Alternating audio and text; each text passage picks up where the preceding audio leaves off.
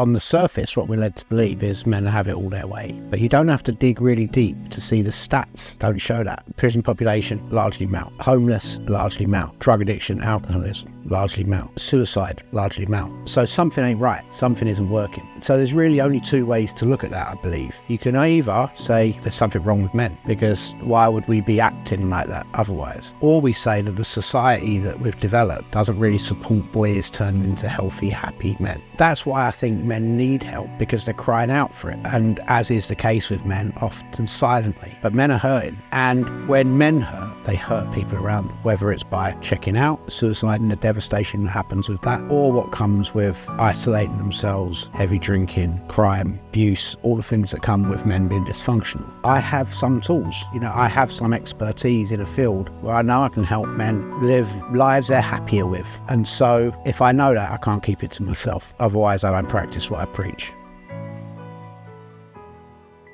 How did my childhood play a part in my mission today? Okay, let's find the way into this. The way into this is by looking at what my work is. Really, my work is with men.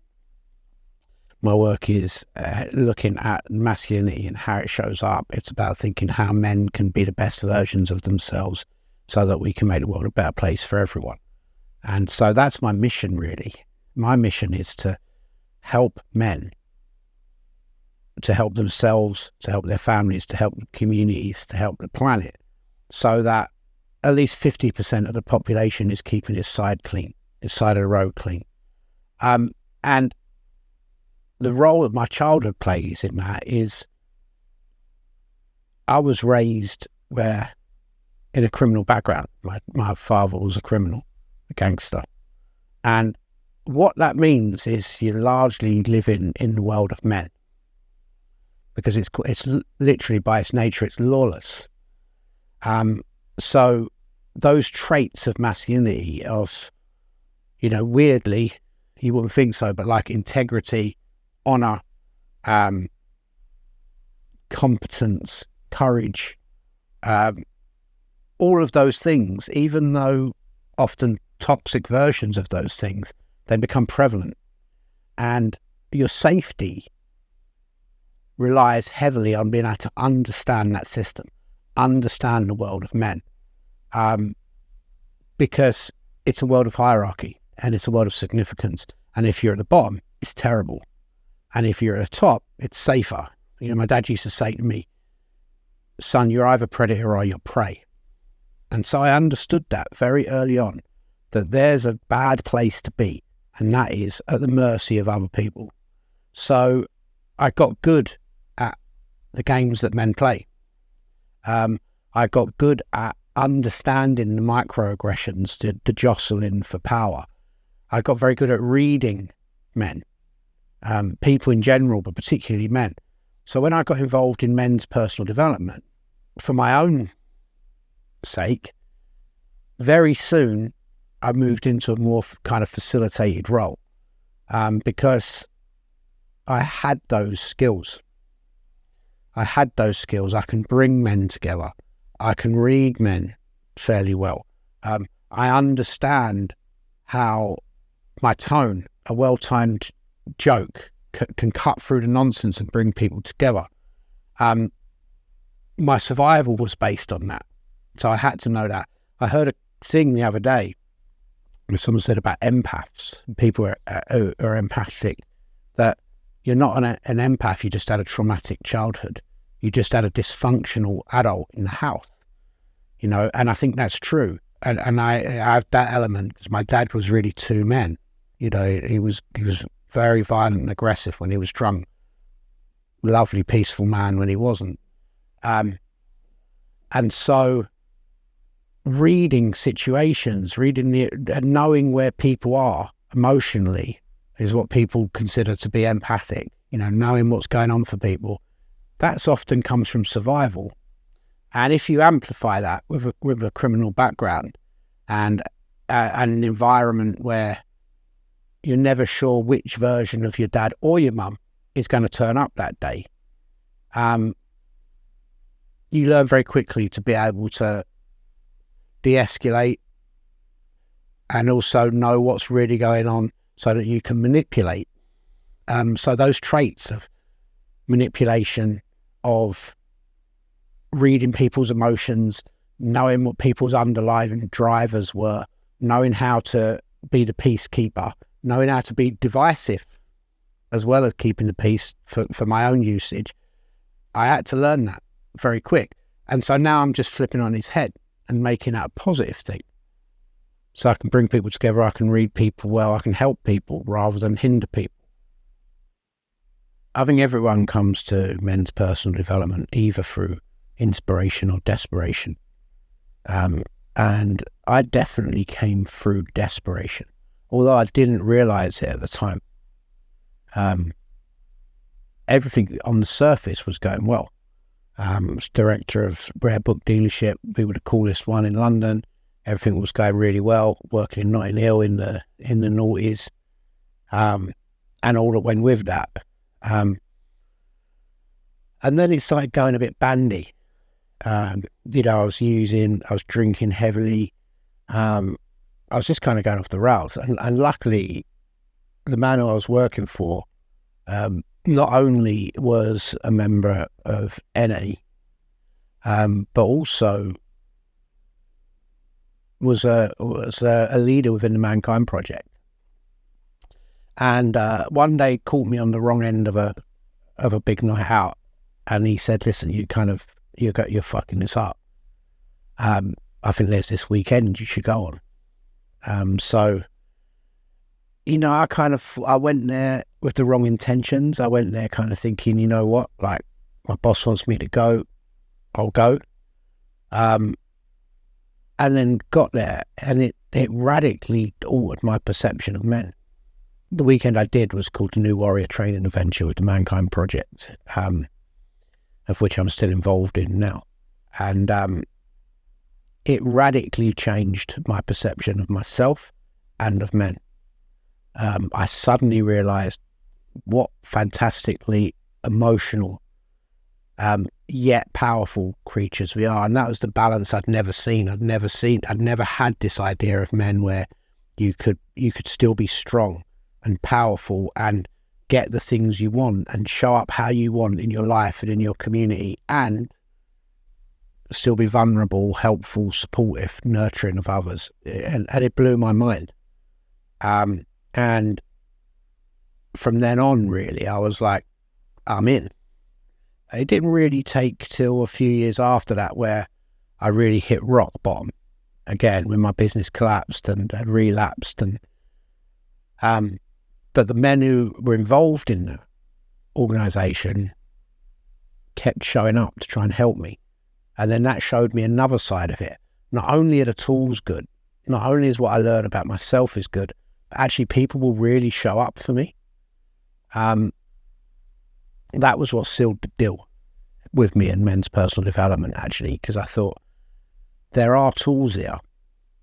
There is a way that we can be radically different. And if we can help make men radically different, we can help make the world radically different. And so it's been my life's work, really, certainly over the last 10 years, although I've been involved in it 2 decades. So I'm Laurence Johns. I'm a men's personal development specialist, over 2 decades working in that field. I'm currently the Outreach and Development Director for the Mankind Project UK and Ireland, and I'm the founder of Masculinity X. I'm working on 2 main things. One is taking everything I've learned from men's personal development, everything that works, and putting it together really simply and in easy to understand models. And through a process of each one teach one, using elements from AA and the Scouts movement, giving it away through what I call Masculinity X, through a community of men where we share tools for free with other men, and we run workshops for free with other men, and we create places for those men to serve. So it's really the full package. The question of why men need help is a really good one, because on the surface, what we're led to believe is men have it all their way. But you don't have to dig really deep to see the stats don't show that. The prison population, largely male. Homeless, largely male. even drug addiction, alcoholism, largely male. Suicide, largely male. So something ain't right. Something isn't working. And so there's really only two ways to look at that, I believe. You can either say, well, there's something wrong with men, right? Because why would we be acting like that otherwise? Or we say that the society that we've developed doesn't really support boys turning into healthy, happy men. So that's why I think men need help, because they're crying out for it. And as is the case with men, often silently. But men are hurting.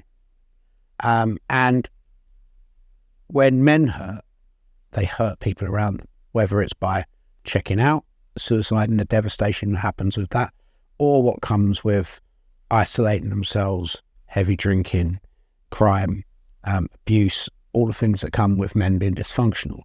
When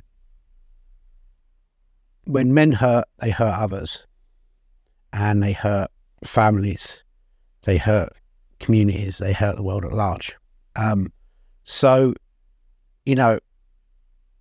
I have some tools, I have some expertise in a field where I know I can help, men live lives they're happier with. And so if I know that, I can't keep it to myself. Otherwise, I don't practice what I preach. Yeah, the question of what got us where we are today, I often frame that as, when did we become the bad guys? Because I think that's the narrative that's spread now. It's like, where was this point where men suddenly started acting out? And that's two assumptions there. There's one that there was a time before when everything was okay. And there's also an assumption that men are doing lots of damage now kind of intentionally. I think they're two kind of assumptions that are not helpful. Because if we look back on the past, yes, the history of men is a bloody one. But that's the history of humanity. The history of humanity is a bloody history, wherever the world you're from. Even if we go back, I know there's these sort of idolized images we get of, if we could go back to when we were just happy kind of hunter-gatherers living at one with the land, worshipping Mother Earth and all that. And it's bullshit. Like, the history shows us that never happened. If you chart the history of men of humanity moving from Africa, the cradle of humanity, out, archaeology shows us that when we met another tribe, we largely slaughtered them, right? Or enslaved them. And if there was an animal that we could outrun, we ate it to extinction, right? It's basically like a model of genocide and ecological disaster that follows humanity as it goes out. So the myth of the helpful hunt, the happy, hunter-gatherer living in peace, I think is a myth, and isn't one that helps, because it makes now wrong. It's like, where have we gone wrong? Whereas we were an animal always on the edge of extinction, always kind of largely a scavenger animal until we learned how to really hunt. And then from hunting, really we only started getting control when we got to the agricultural period, and we could grow things. So it's from there, so we have that anyway. And then suddenly we have the agricultural revolution. And in the agricultural revolution, suddenly we can build wealth. We can stay in one place. We have to protect what's ours, even more than we did before. And we have to learn, because we can start to store stuff, grow stuff, we need to start to trade, right? So then suddenly you need a form of currency. So suddenly you've got things that need to be protected and are not disposable. So before, if I'd killed something big when I was a hunter and gatherer, the most sensible thing for me to do would be to give what was left over to you, right? Because then somehow when you've got it, you're going to think of me. But when I can store it, I've not got as, and I can produce more than I need, suddenly I can start building wealth. And with that wealth comes power. And so we then bring power into the equation. That isn't just the physical power we had before. It's the power of resources. From the power of resources, you have empire grows, right? So suddenly we've got enough resources to either go and buy that culture or go and take that culture over with force. So suddenly we have empire. And we see where that gets. But yet it's happened historically over and over and over and over and over again. The last kind of being the British Empire. And I would argue that the corporations are empires now. So we're still seeing empire. On top of that, we then get the Industrial Revolution. And in terms of masculinity, I think the Industrial Revolution is probably the biggest wound. Because suddenly, even in the smaller communities that we'd built, men were taken away from them. Men were taken away and put into factories. And the boys were taken away and put in schools. I mean, the girls were too, but there was a separation from father and son. And that killed off a lot of the trades. But also it meant that who was teaching you to be a man? So the dads just become these people that come home and discipline that the boys never see. And the boys are sitting there going, well, who am I like? I'm not like them and they're not like these. And so boys start bringing up boys. The elders vanish from the communities. And Bell Hooks writes about this in her book brilliantly, The Will to Change. Boys become the guardians of the patriarchy. Boys raise boys. And that becomes dysfunctional very quick. And so suddenly dads are not there. And even for the men who are working, so that does damage to the son, but for the men that are working, we get stripped of what's really important to us. So one, sense of connection, right? I'm not working in the fields with the members of my community, the women and children all pitching in. Suddenly I go to this one place and yes, I have a few people around me, but largely I'm disconnected, and I'm certainly disconnected from the family that I'm not seeing at home. We get disconnected from challenge. You know, although the work's hard, it's repetitive. It's the one bit. I'm no longer the shoemaker, the wheel maker, the tool maker. I glue the soles on the shoe. I put the lid on the toothpaste. That's what I do. We lose a sense of contribution in there, because before that, if we, when we worked, we knew that at the end of that work, whether that was getting going out hunting or whether that was bringing in the crops, we knew that it was done. And we knew that that meant those around us could eat. It was okay. But now there was never a sense of okay. There was never a sense of the job being done. You could pay to get by. There was no real sense of this is making a difference, what I do. And lastly, celebration. You know, in every culture, there's some sort of ceremony to mark the end of harvest. And that would have been the men getting together and communities celebrating them and them celebrating. Now what you get? Like, you're just working. Suddenly you have to create ceremony, so you get the Friday night culture of going out and getting pissed with the people you work with. So it done a lot of damage. And I think you can see that in the depression that shows up in men's lives now. You know, if you, and I've worked with thousands of them, if you work with a man who's depressed, when you start working into it, you will find the inversion of those four things. So you will find a man say, I just feel really isolated, right? What's the opposite of connection? Isolation. I'm bored. Is this it? Is this what it's going to be like? There's no sense of, what's the inverse of challenge? Boredom. He will say, it all feels meaningless. I feel like whatever I do is kind of pointless. What's the opposite of meaningless? Well, contribution. It doesn't feel important anymore. And then the celebration one, like you talking with them and they'll just say there's no joy in my life. I don't feel appreciated.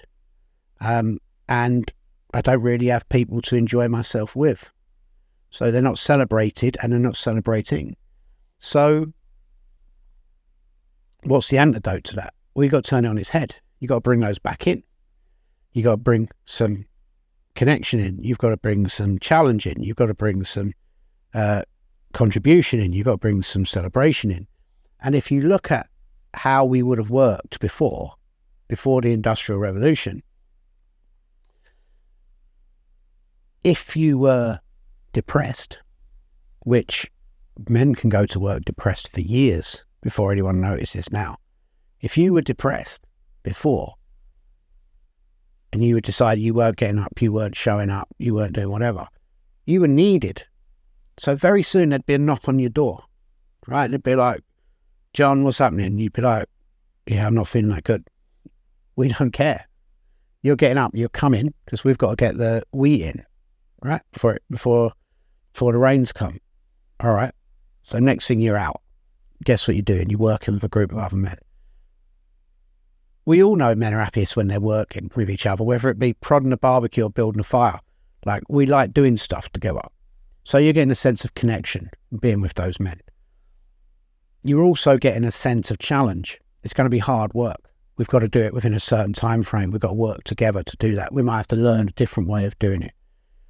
We also get contribution. This matters. This is important. This is so that all of our community can eat. And then when it comes in, guess what? There would be some celebration. Yeah, it was done. Job well done. Right? You helped. You played your part.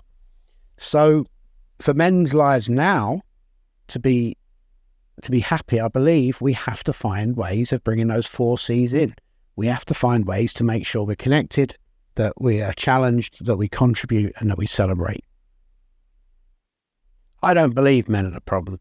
I believe that men have caused a lot of the problems. And I think men have caused a lot of the problems at the will of a very small group of men. I think if we're honest, we know that the problem is late capitalism is the problem.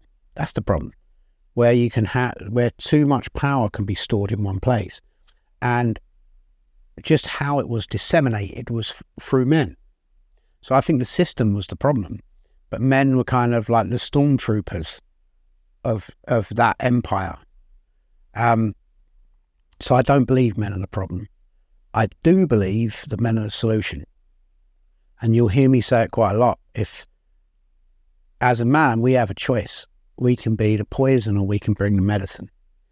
And nature tells us that where there's poison, the medicine is close by. So I think we've got to a stage, whether we like it or not, as men, that we have a really important role to play. And that's in cleaning up the past and preparing for the future. We have to play a role in the change. We can't just sit back and go, oh, men done a terrible job of all of this. Like, we're just going to leave it to women now to sort out. Let's give women a go. Like, I don't buy that shit. That is like literally like phoning up your mum and going like, can you do my laundry on the weekend? Like, if it's your mess, you clean it up. And so if you're a man and you believe that this society has been made worse by men, then you can lament that and feel guilty about that or moan about it. Or you can go, do you know what? Well, it's about time men show up in a really positive, great way and just show what beauty and power and strength and allyship and comradeship and all that good stuff that we can bring when we're in a good space. And so I don't believe we're the problem. I believe we're part of the solution, at least 50% of the solution. And that's pretty good odds. You know, I use stormtroopers there, so I'm going to use Han Solo here. It's like, never tell me the odds. 50% is enough. I think that's enough of us if we got together, if we were helping others out, if we were standing up as role models in our communities, if we were standing up as allies in our communities, if we were doing what we could to clean up our side of the street and to help make the future a better place for everyone, we would do an amazing job. If you look at every culture, we're more similar than we're different. No matter what religion you are or what your culture's like, when you start digging into it, they're more similar than they're different. And one of the things you will find in most religious or spiritual doctrines is this idea of, as the people on the planet at the moment, we have a responsibility to clean up the past and prepare for the future. That's it. That's what we do. We're sort of ancestors in waiting. One day we're just going to be ancestors. We're not here for long. 80 goes around the sun if we're lucky. So yeah, let's have fun in that time, right? Let's enjoy that, and also let's make sure that the next coming to a good party. You know what I mean? And that works by cleaning up what's been handed down, cleaning down the stuff that doesn't work, washing down your front doorstep to make sure it's clean, to make sure that you're showing up how you want to show up, and you're not just perpetuating the damage that you see in the world. It's too easy to go there and go, God, this is fucked, isn't it? And then just go, so I may as well just fuck it up some more. Like, that's juvenile. That's how boys think. In fact, it's not how men think. Men think, is there a problem here? All right, I think I can make that better. Even if sometimes it's more painful for me. Even if sometimes it's not going to be easy, it's the right thing to do. That's what we've done. We plant trees that we will never eat the fruit of. That's when we're at our best. That's when we're at our best. And I believe men at their best, they have got some real gold to give to this world. I think the biggest obstacle any man faces in his life is always himself, on some level. There's a saying that I use a lot, which is, the only thing between the man we are and the man we want to be is the man we had to become. And I think overcoming the obstacle of the man that we had to become is our biggest problem, and can often be a life's work. You know, because we start off on this journey and we start to build our character. You know, certain things we believe in, certain things that we learn are important, and we go on a trajectory. And at some point, and at points, there's trauma. And people, when they think of trauma, they think of always like it be sexual abuse or death or things like that. Yes, they are traumatic, but what I mean by trauma can be those things, but it can also be any event where you're not physically, intellectually, emotionally, or spiritually equipped to be able to deal with it. So what happens at that moment is everything we've learned about the world no longer makes sense. It no longer makes sense. That can't be true. And so we have to work out a new way to survive in that situation. So we have to overcome that problem. So the brain scans for what it can. And usually in that moment, we take on a lesson about ourselves or the world, which we believe is true for this to make sense. So if you use an example of someone who, well, let's take abuse, for example. Someone gets abused at some stage, and they may take on that they can't trust anyone, right? Or that they are not worthy of saying no. They have no boundaries. What they say doesn't matter. They're just there from people. So they take on that belief to make the world make sense. Well, it must mean that I can't trust anyone. That needs to be true. So what happens is we never see the world as it is. We see the world as we are. So from then, they create what in psychology is called a schema. So they create a model of the world, and the brain is constantly scanning for evidence for that to be true, because the brain needs a framework that makes sense. So they live through that. So from that point, they're living with a belief that they can't trust anyone. So they isolate. So they become distrustful themselves. They monitor their behaviour, and because of their behaving a certain way, they're getting certain results. So at some stage, you get to a point where you go, wow, my life isn't working. Or my life is working, but somehow I feel happy. And it's because from that break, your character ended and your persona took over. The version of yourself that you have to present to the world to survive is what took over. And you get to a certain stage, and it tends to be around about middle age, where you get exhausted with that, whether it's working or not. Jim Carrey says a brilliant thing where he says depression is when your persona just refuses to turn up anymore. It just says, I'm tired of acting, being this person who I'm not. And that tends to happen here. And all of that stuff in the middle was the man we had to become to survive. And that has created the arc to the man we are. So when we're looking at the man we want to be, we have to start looking at the man I had to become and tracing that backwards till we can start getting to what the core beliefs are, the core events that changed it. And everything in the middle is an obstacle. And we either learn from it, turn it into something good, or we find ways to dissolve it or replace the beliefs that don't work for us. And that space in the middle, that's what we call the work. That work is going back, ironing that out so that you have half a chance of becoming the man you could have always been before life got in the way. So our obstacles pretty much are always ourselves. And sadly, they are in a response to our environment. So if you have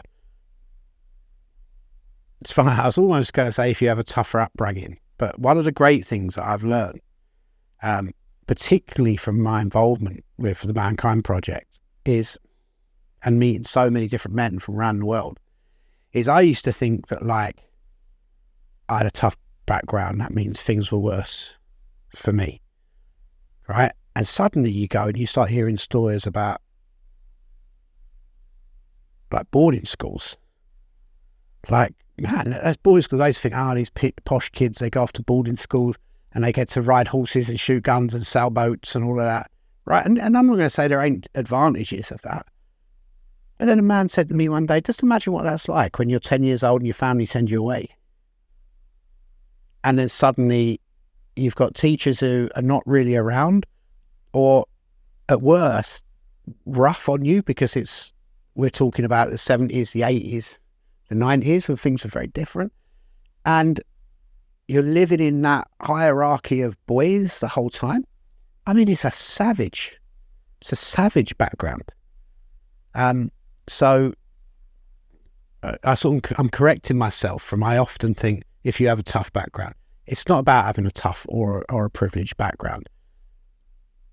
Life will punch you in the face many times in your life, regardless, right? You know, you can have your life's going perfectly and you've got a great dad, you love him, great mum, one of them dies, right? Bang.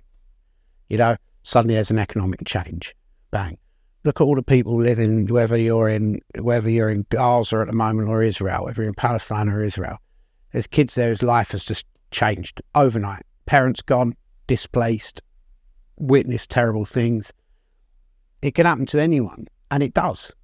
This is the sort of illusion of life, is that it's bad things happening is a break from the norm. It is the norm. Bad things are going to happen.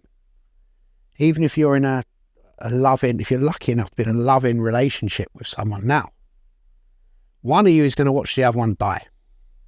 Shit is going to happen. And so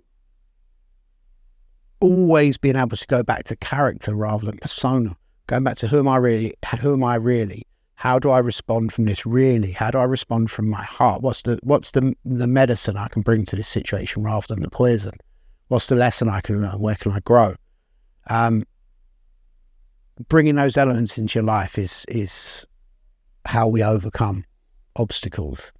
So yeah, we're our biggest obstacle. How we learn to respond to the obstacles that life gives us is what helps us thrive or causes us to perish. My service focus now is in two places. First is demystifying men's personal development for everyone. I've been involved in it for over 2 decades, and in that time, I've seen it works. And I've seen that no matter which program it is, no matter which book you're reading, no matter what route you're taking through it, there are certain tools that work and they seem to go in the same logical sequence. And really, when you start breaking it down, they're quite simple to understand. But yet, for many reasons, that's just not how they're presented. They're either hidden behind expensive programs that most people can't afford. They're either branded in some sort of weird Lord of the Rings way that a lot of the hardest to reach men are going to run a mile from rather than 2. Or it's just over-intellectual psychobabble that makes most people go, I'm going to have a degree to even be able to understand this, let alone implement it into my life. So my work, I believe, and I believe because I think I have a gift for it, is making the hard to understand easy to understand. And also, I've been through it. So I can pull out those pieces and go, these are the bits that work if followed in that order. And I just want to make that available to as many men as I can, because I think we're going to make a massive difference. And that's where the second part comes in, which is what I call masculinity X or MX, which is taking all of that, taking all those simple tools, making simple programs, basing it around what I've learned from AA and NA, in a simple program that anyone can follow, and that you can then ask a more experienced man to be your guide and take you through. So there isn't need for expensive facilitators, etc. And pairing that up with what I know from men's groups, so building a network that can support you to that, and adding an element of service so that actually it becomes no longer a theoretical idea of change, but we're seeing real change in the world. So it's about taking all of that, taking all that works and giving it away. There isn't time anymore for people to be thinking about profiteering out of this stuff, and thinking where they can make a quick bit of money running a workshop for 10 men that most people couldn't afford or wouldn't come to because it's branded weirdly. This is about, Masculinity X is about taking the very best, making it easy to understand, making it so you can use it yourself in your house. You can make the change right now, or you can reach out to another man and have him help you, so you're building connection, and build a group around that so you take it into your community and give to your community. So it's about providing places to serve, and it's about providing tools, and it's about doing it on scale.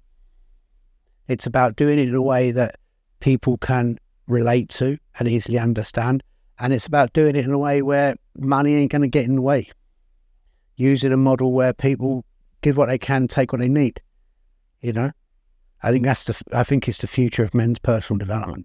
That's the only way. It's the only way I can see that we're going to reach enough men in time to have an effect. I jokingly say that men's personal development without service is like masturbation, because you're only fucking with yourself. But I kind of mean it, because service is such an element because it puts the proof in the pudding. It gives the evidence. So I can sit there working on me for as long as I like. But until that is starting to go out into the world, I'm going to get no feedback from that. I might get feedback. I might start working better at work or doing whatever. But even that is service in a way.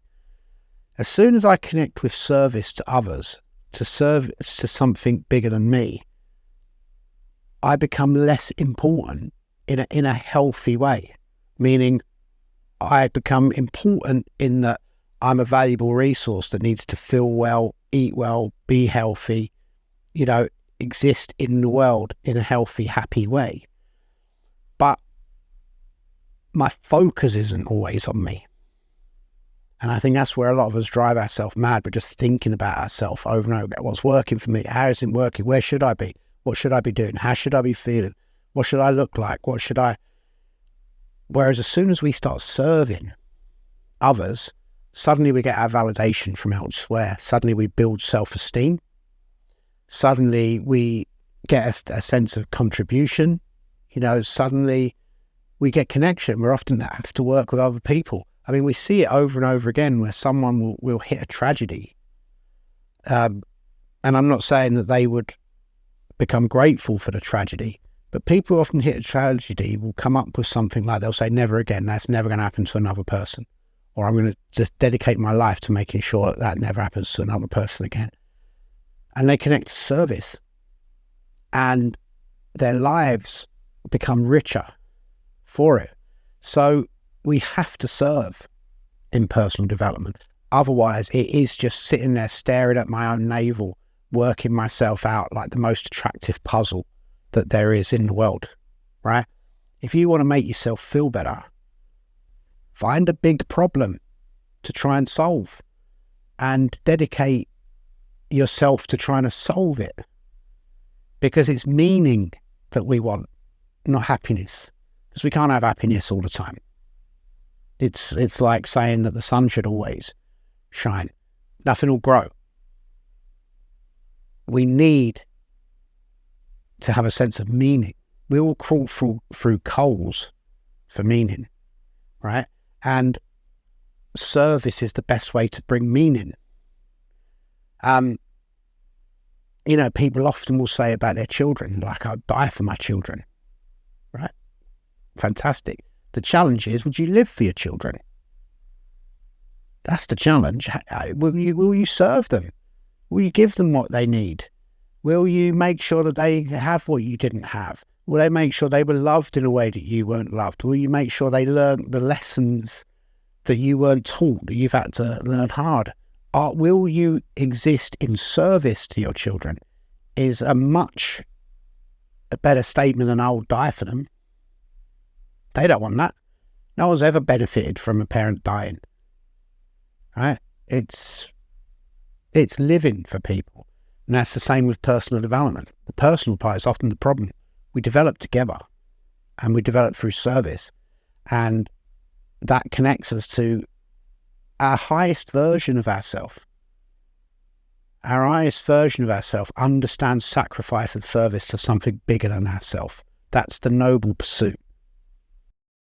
I'm going to narrow that down slightly, and I'm going to answer the question of why do I think group work is so important in men's personal development? Because I do think we're slightly different animals. Whether we want to admit it or not, men understand hierarchy it's almost instinctive level. There's a saying that if you get three men together in a bus queue, you'll have a hierarchy. We understand that. We understand status and significance. It's important to us. And that's been exploited for a long time. Gangs know that we need to be together, that we thrive with a sense of where we are, and that in recognition of what's important and in service to something that we believe is bigger than us. Yeah, gangs, football violence, all of those things are inherent in that. And men, even if it's dysfunctional, thrive in that. They feel happy in that. And so within personal development, you need to create that. And that's kind of what men's groups do, or communities of men coming together, because we encourage each other on a positive upward spiral. The more vulnerable I am, the more vulnerable you can be. We encourage each other to step forward and make positive steps. We need that sense of community, because if not, you get no recognition for that.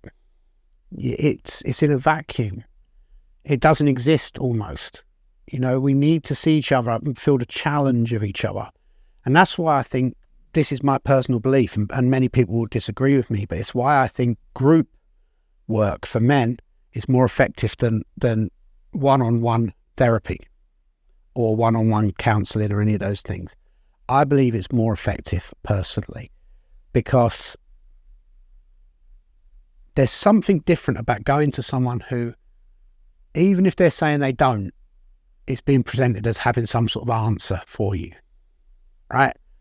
And going to a group of men where there is no hierarchy there, where there's just men showing up for other men and just exploring together, we get to settle. It's easier to put our shields down and our swords down and go, hang on, this is just a group of men. I'm not feeling judged. I'm not feeling like I don't know anything. I'm not feeling less than.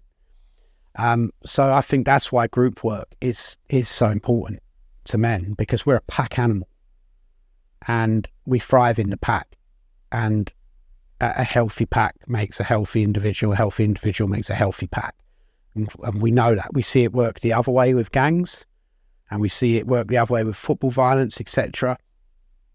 With men's work, you're making a positive spiral up. And so I think the ideal case scenario really is one-to-one sessions with someone you trust, group sessions to implement that work. That's the ideal, really. In fact, it's really a sort of a triage. I think if I was encouraging men to really make big change in their life, I'd say work with someone you trust, get involved with an organisation, say something like the Mankind Project, where you can thrive within it and you can serve within it, and get with a small group of men who are going to hold you accountable to the changes you make in your life and encourage you. I think that's the holy trinity of men's personal development, really. Workshops are a really important part of men's personal development. I think in many ways they might be the perfect storm, because there's a level of vulnerability in going there. You are going to be with another group of men, another group of people. So there's a level of vulnerability there when you go there. 2, just the economics of it work, because you're delivering to a large group of people. People can get it it's cost effective for them to go to. And 3, you get a sense of community based in there. And one-to-one is great, but in a workshop, you're having to work with different types of people. There's a different dynamic that it brings. You're having to work with people from different geographical areas, different nationalities, different races, different sexualities, abilities. It's just like a melting pot of men. And I think that creates a much more challenging, and when you've broken through that, nurturing environment to really learn together and explore. So I think workshops are really like the secret ingredient of men's personal development in many ways. I only ever work with 12 men at a time. So it's only very occasionally that I do one-to-one mentoring. When I do, almost the first question that I get asked is do you do personal or professional mentorship? And my answer is always, there is no personal and there is no professional. There is only ever me.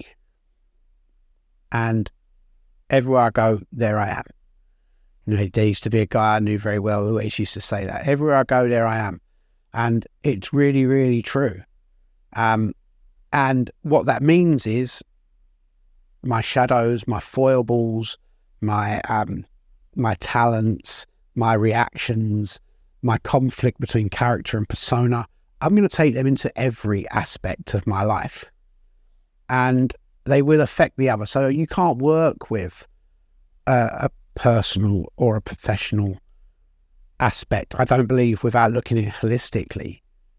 So it's the other reason that I don't call what I do kind of therapy or coaching. I think therapy looks back and coaching looks too much in the future. I look at now.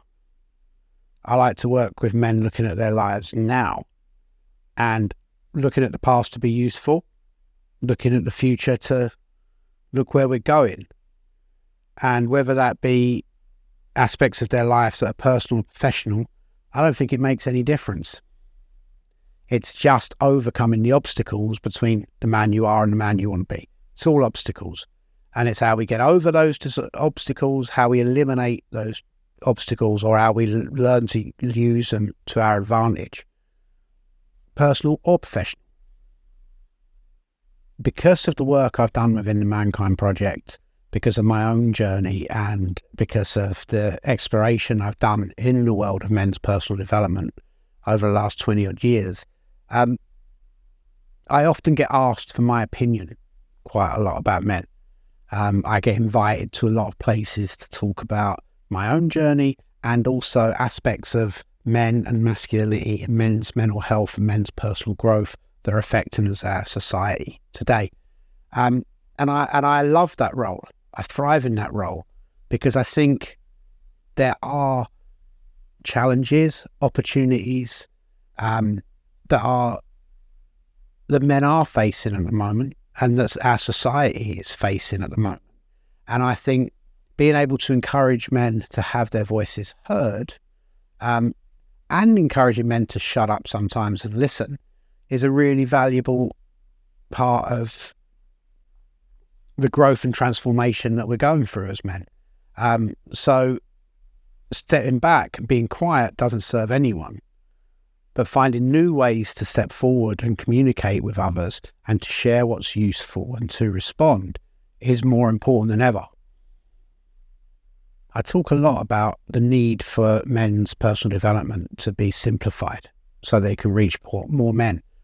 Part of that reaching more men means that I have to be visible. If I really want to lead that as a mission, if I really want to encourage the sharing, I've got to be seen. I've got to share. And that's an uncomfortable place, but it's something I'm willing to do because I think it's important. I'm willing to talk about how men can benefit. I'm willing to talk about how the world can benefit. And sometimes that means some things I say become controversial. Saying that men are a gift to the world, saying that men are not the poison, they're the medicine, can be quite controversial in where we are now. But it needs to be done because men feeling small, men acting small helps no one. Marianne Williamson said, "Your being small does not serve the world. Your playing small does not serve the world." That goes for men as much as anyone else. And I take it that we've taken up a lot of space before, but it's just about finding a new way to be big without making others smaller. It's finding the ands and alsos, but it's also about being seen. And for the positive and the negative. If something comes up and we have to take responsibility for it, I'm there. If someone wants to have the difficult conversation, I'm there. If someone wants to hear about how I believe men can benefit the world and be a great gift to the world, I'm fucking there. It's a story that needs to be told. It's a narrative that needs to be changed.